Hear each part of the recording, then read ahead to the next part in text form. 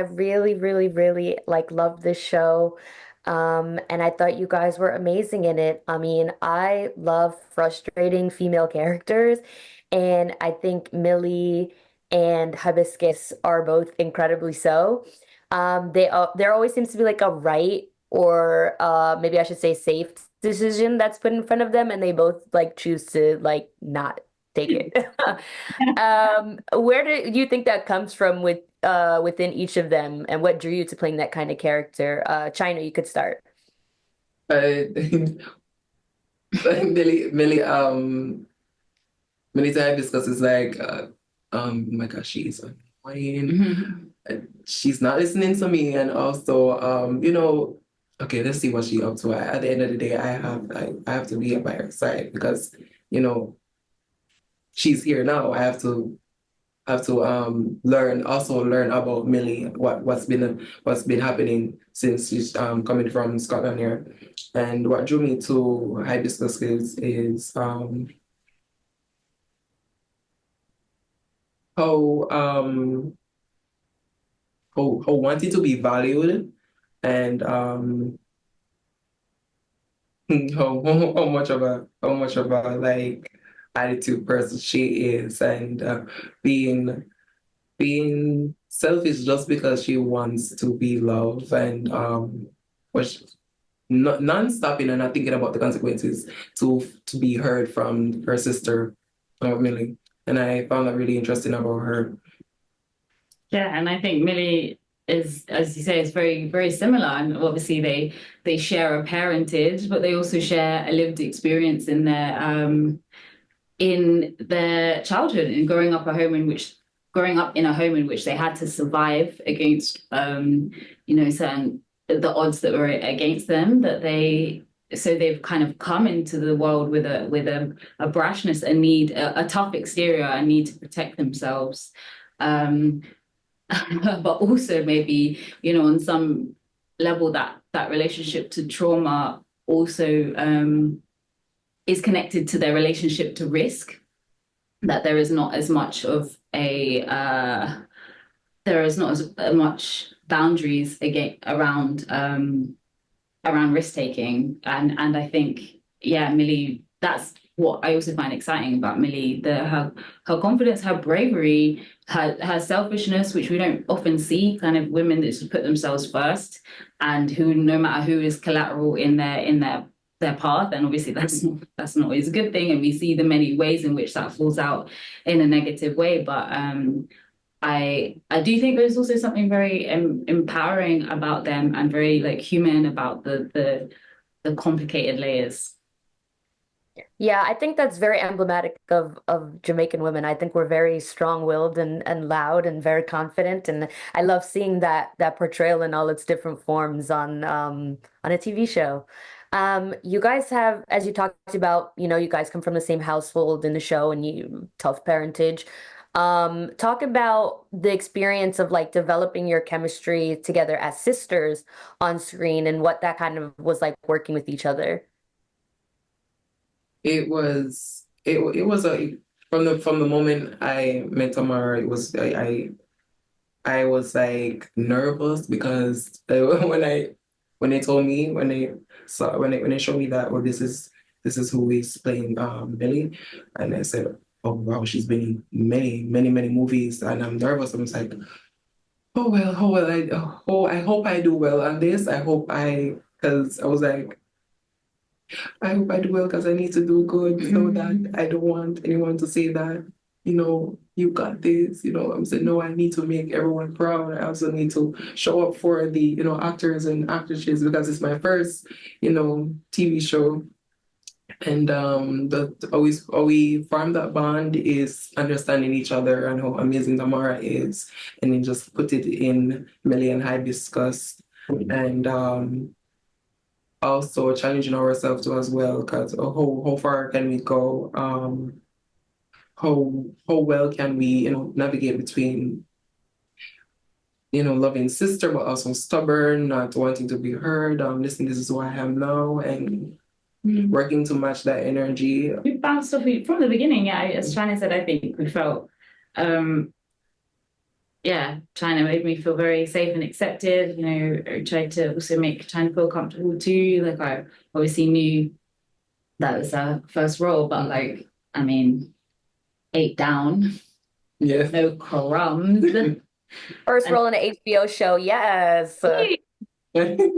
wow. So yeah, I think we just spent a lot of time together.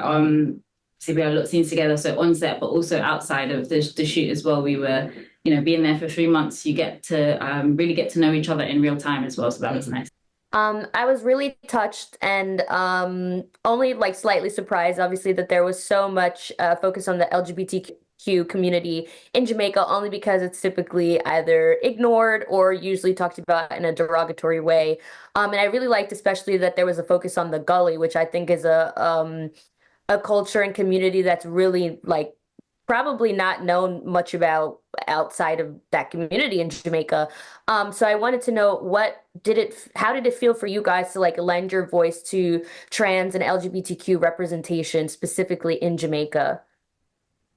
First of all, I am honestly honored, and I can't wait for the world to see how I portrayed Hibiscus, and how not for only me, but the Sunlight Ladies and other queer and trans sisters who can't wait for the world to see how we struggle, how we fight, how we stay as one, the unity, the love, and also the reality that's been happening, because not not the world is is transphobic, homophobic, but the Jamaica there's like there's a non-stop, and also non-stop of violence too. And a long time ago, when I was more younger, I get to watch documentaries of the gully in the scenes, and how the struggle they have to go through. So just to play this role, it really means a lot to me, and to our community as well in Jamaica, trans community and queer community. And I really hope, and and I start getting it already. Hope that they like it, and I hope I really do a good job at playing this character, and it means so much to me. And just can't wait for the world to see how Marlon James just beautifully portrayed LGBTQ, and how it's like some people would say the ugly side of it, but it's more like a unity, and more a safe space for in the gully, which they yeah. Yeah. I mean, I completely agree. I think I similarly just can't wait for the world to see, you know, queer love, queer resilience coming from Jamaica. The Daniel Curtis storyline as well, and kind of this loving relationship between these two men. And I also love Richie and Millie's allyship as well. I think also it's important for the world to see that, to see, you know, Jamaican people that support and love and leverage queer and trans people. I think it humanizes and builds connection with this community, and platforms them as intrinsic to Jamaican society in the same way that anybody else is. And so yeah, I mean, it's more power to Marlon James. Obviously, it's like the story is it's all in the writing. So yeah. Thank you for having this talk with me and have a great day. Thank you. Bye-bye. I really, really love the show. It's so thrilling. The idea of a noir crime thriller set in a place like Kingston. It's not the average script. I think that probably runs across your agent's desk. So I wanted to know like what drew you into the story and to your role. Gershwyn. No, great question, and lovely to meet you. Yeah, no, myself, I'm second generation British Caribbean. But my family are from Trinidad. And one thing I said earlier was that at home, my mum was like, by design or very carefully kind of surrounded me by Trinidadian music, be it calypso, soca, a lot of Trinidadian food. So that felt like home, and I felt like I knew Trinidad. And when I stepped outside, that was foreign to me. And there was a kind of outsider um, um, outside of view that I felt like I grew up in. So I allowed that to sort of feed into Curtis in a sense, where, you know, he's of dual nationality himself, but also living this dual life. And seeing how all of that sort of knocks against each other, and how he sort of operates throughout the day. The script came in. I had a couple of rounds of auditions. Brilliant writing. Marlon's like incredible at writing this narrative, but bringing in all of these social aspects and social like complications, which all feed into the story of Get Millie Black. Yeah, yeah, and it was a fantastic opportunity. So yeah, there was only one answer. Same. Like, I mean, slightly different process in that I came in sort of relatively late, and you know, I don't often get offered work sort of straight up with no audition, and you know, I'm always flattered to be offered a job, but more often than not, it's not necessarily something great or something that like I would necessarily want to do. And then this came in, and like my jaw nearly hit the floor because I was like, oh my God, this is, you know, it came through Shaheen Baig, who's, you know, our casting director, who, you know, has been, you know, really good to both Gershwyn and I in our careers so far.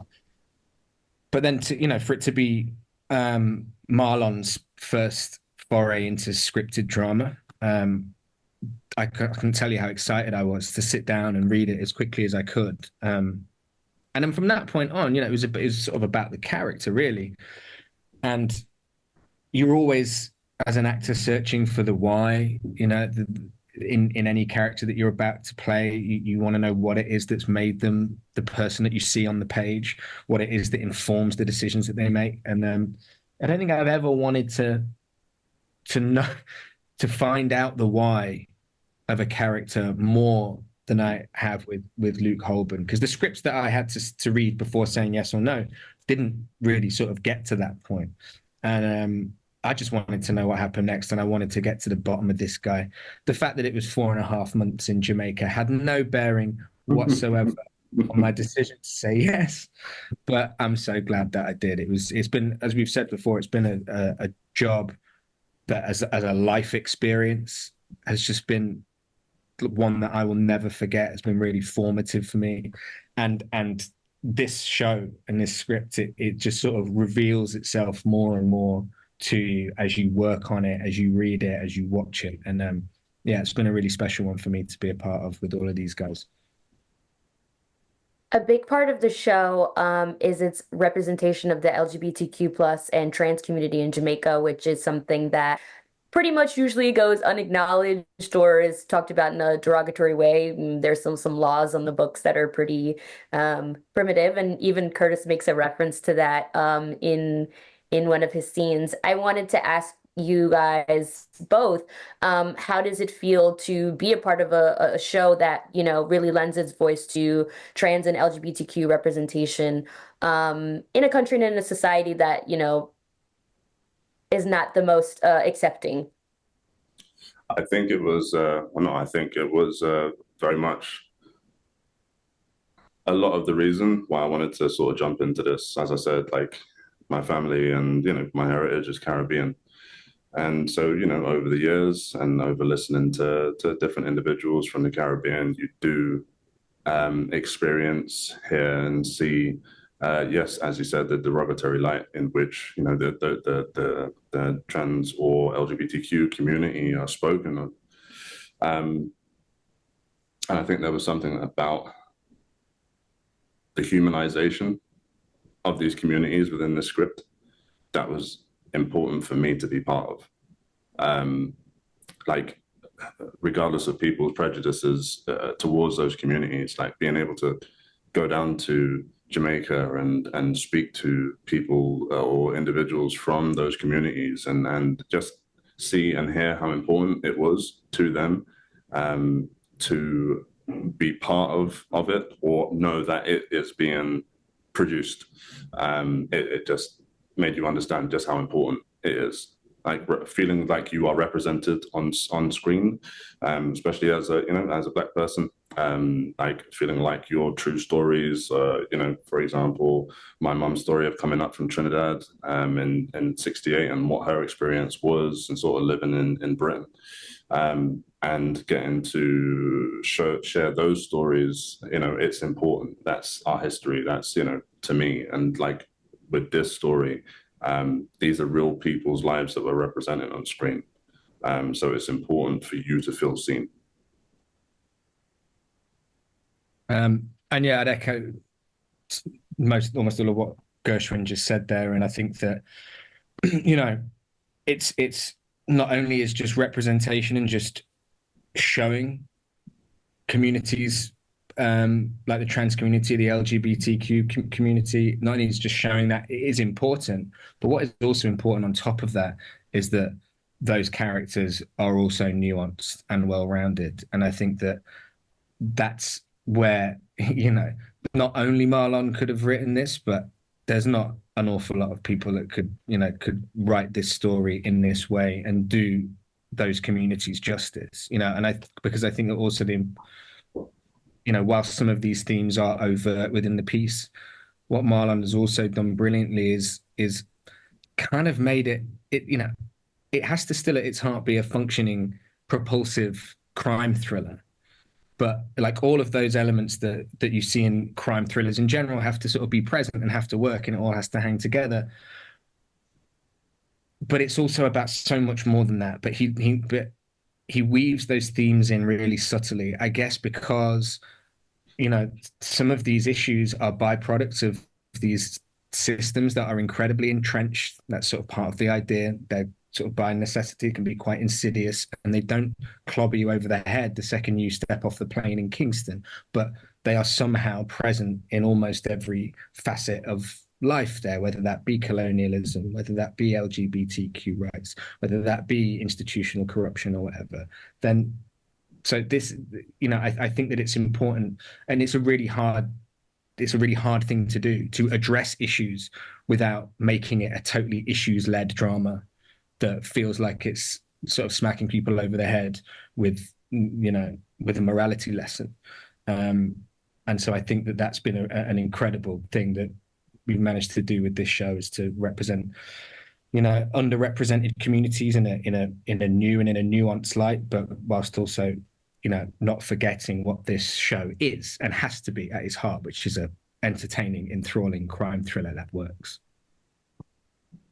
It is absolutely an entertaining and enthralling crime thriller that works. I was on the edge of my seat literally the entire time, and I haven't seen the finale, so I'm excited to see how it all wraps up and ends. But thank you guys so much for talking with me today. I'm so excited for the world to see this, and I'll hopefully become as much of a fan of it as I am. So thank you.